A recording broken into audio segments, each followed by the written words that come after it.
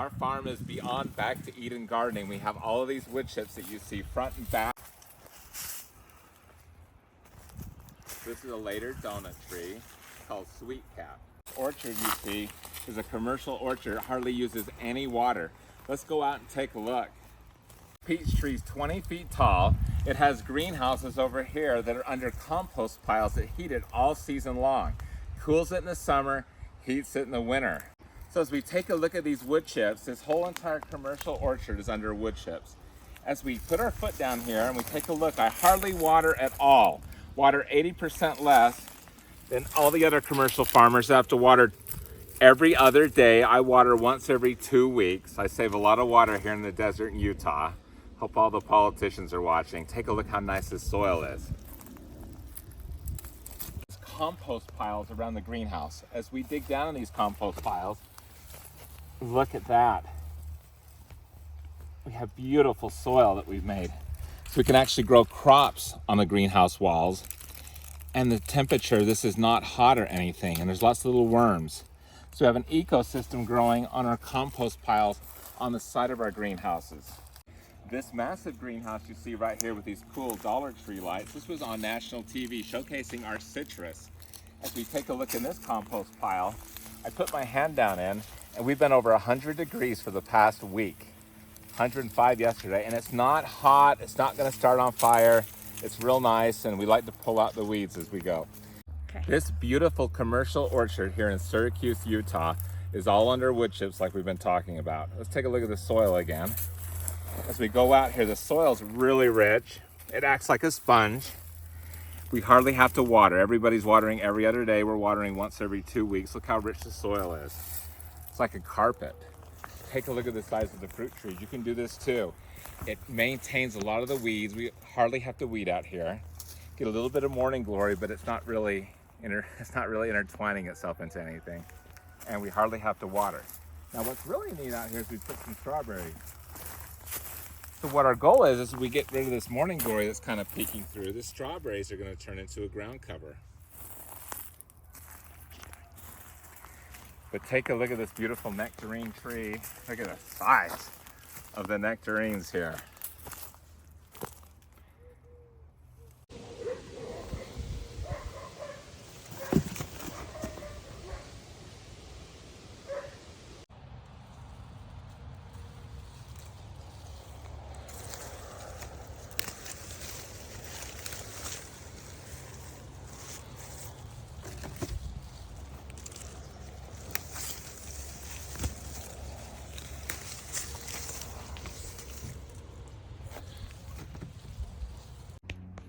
All right, we're taking viewers' questions. What would you like to know out there? Let's choose Heike. How old are these trees? These trees are about 6 years old. Now these trees weren't growing at all. This is planted on the bay of the Great Salt Lake that goes out to Antelope Island. Really bad soil. These trees would not grow for 2 years. We put down this carpet of wood chips. In 1 year, they put 4 feet of new growth on the trees. Does it cause any damage to the So we do volcano trees? mulching way up around the trunks.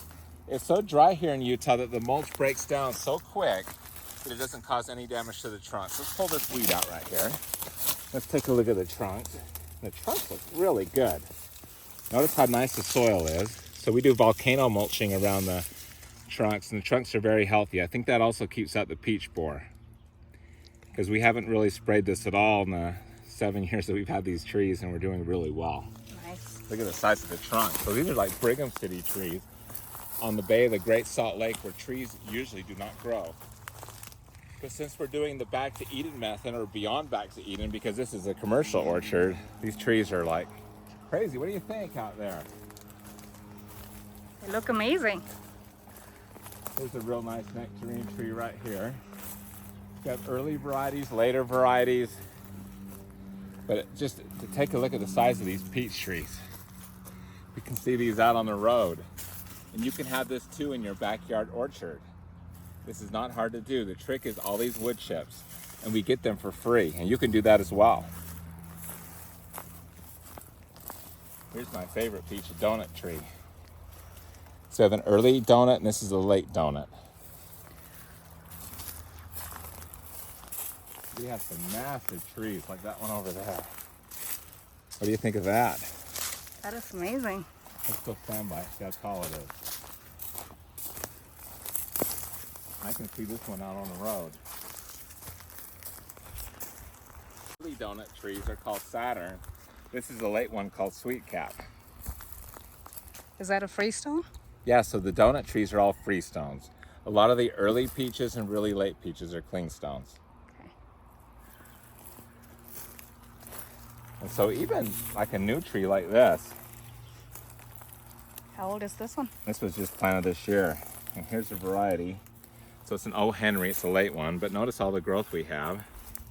So that's all new growth just this year. So pretty good. We come out here, this is kind of a drier area. It looks dry, but look at the soil.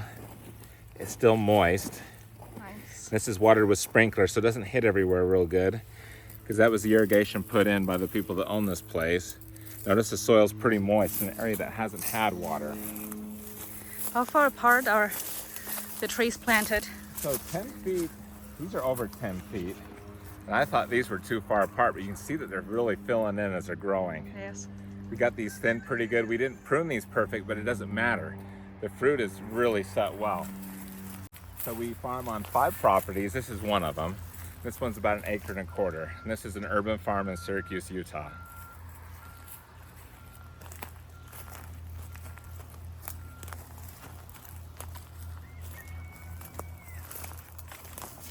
Here's some real nice nectarines right here.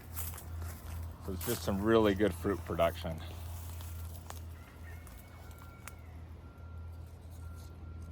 Very nice. What else would you like to know out there in TV land, folks?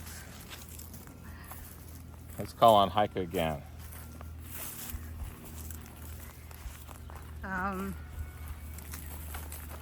Now this is a really nice tree. Look at all the peaches on that.